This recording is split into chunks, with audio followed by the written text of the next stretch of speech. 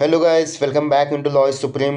सो आज हम देखेंगे एक महिला का उसके पिता की जो संपत्ति है, प्रॉपर्टी है, उस पे क्या अधिकार है, कितना हिस्सा मिलता है, किस लॉ के तहत उसको ये सब मिलता है अधिकार, और क्या कंडीशंस है, कोई किस कंडीशंस में उसको वो अधिकार मिलेंगे, किस कंडीशंस में उसको ये अधिकार नहीं मिलेंगे।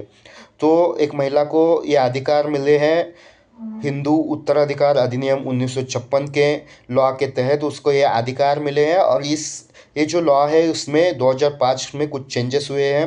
वो चेंजेस आज हम इसमें कवर करेंगे। तो 2005 में क्या चेंजेस हुए?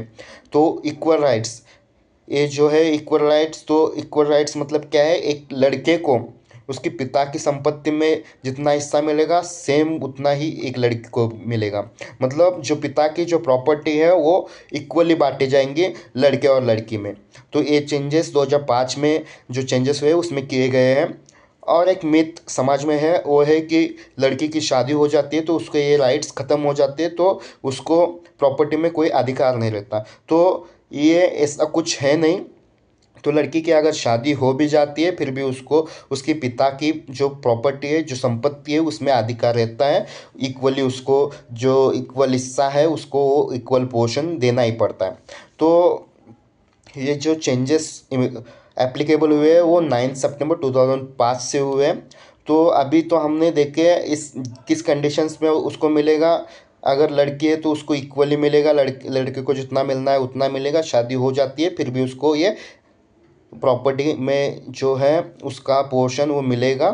तो ऐसी क्या कंडीशंस है जिस कंडीशंस में लड़की को ये जो प्रॉपर्टी का हिस्सा है वो नहीं मिलेगा, या लड़की हिस्सा नहीं मांग सकती है? तो जब तक उसके फादर जीवित है, मतलब जिंदा है, तब तक लड़की उस और उन्होंने अपनी जो प्रॉपर्टी है उसका बंटवारा नहीं किया है, तब तक लड़की फादर की जो प्रॉपर्टी है उसमें हिस्सा नहीं मांग सकती है।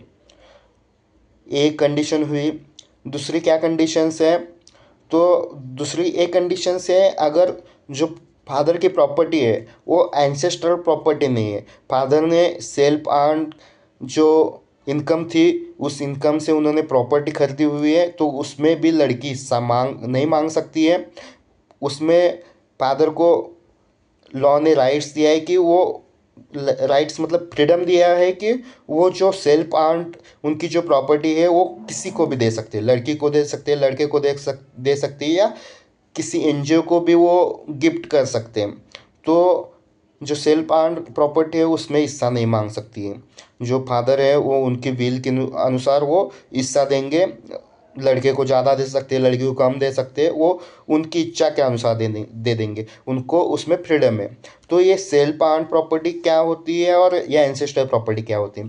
तो एंसेस्टर प्रॉपर्टी वो प्रॉपर्टी होती है जो आपके पिता को उनके पिता से मिला है, मतलब दादाजी से आपको पिता को मिला है, दादाजी को उनके पिता से मिला है, और उनके पिता को उनके दादाजी से मिला हुआ। तो ये जो प्रॉपर्टी है वो एक जनरेशन से दूसरे जनरेशन को हैंड ओवर किया, दूसरे जनरेशन तीसरे को हैंड ओवर किया, तीसरे ने चौथे को हैंड ओवर किया। ऐसा जो जो प्रॉपर्टी है एक दूसरे से एक जनरेशन दूसरे जनरेशन तक हैंड ओवर होते होते आई हुई है। जो टाइटल ऑफ चेन है प्रॉपर्टी का, ओनरशिप का, उसको हम कहते हैं एंसेस्ट्रल प्रॉपर्टी। और सेल्फ अर्न्ड प्रॉपर्टी जो क्या है होती है, तो आपके पिता कहीं पे भी जॉब करते हैं तो उस जॉब से उनको कुछ अर्निंग हुई, उससे उन्होंने कुछ सेविंग्स किया और उस सेविंग से उन्होंने कुछ प्रॉपर्टी खरीदी, ज़मीन खरीदी, घर खरीदा। तो ये जो खरीदी हुई ज़मीन है या घर है उसको कहते हैं सेल्फ अर्न प्रॉपर्टी। तो इस सेल्फ अर्न प्रॉपर्टी में लड़का हो लड़की हो अपना अधिकार नहीं मांग सकते हैं। उसमें पिता को फ्रीडम दिया गया है कि वो प्रॉपर्टी वो किसी को भी दे सकते हैं, लड़के को दे सकते हैं, लड़की को दे सकते हैं, या किसी तीसरे को भी दे सकते हैं, या गिफ्ट कर सकते हैं किसी को भी। तो ये राइट्स है। और एक कंडीशन है जिसमें लड़की को ये राइट्स नहीं मिलते हैं। अगर पिता की जो एंसेस्टर प्रॉपर्टी है उसमें कोई केस चल रहा है, कोर्ट में कुछ मैटर पेंडिंग है, चल रहा है, तो उस केस में भी उसको ये अधिकार नहीं मिलते जब तक जो कोर्ट में मैटर चल रहा है वो ख़त्म नहीं होता, डिस्प्यूट ख़त्म नहीं होता, तब तक उसको वो अधिकार नहीं मिलता, प्रॉपर्टी में हिस्सा नहीं मिलता। तो ये तीन कंडीशंस है जिसमें जिसमें लड़के को पिता की संपत्ति में हिस्सा नहीं मिलता है। तो आई होप ये जो जानकारी थी ये आपको अच्छी लगी हो, ऐसी बहुत सारी जानकारी के लिए हमारे यूट्यूब चैनल को लाइक शेयर एंड सब्सक्राइब करो। Thank you.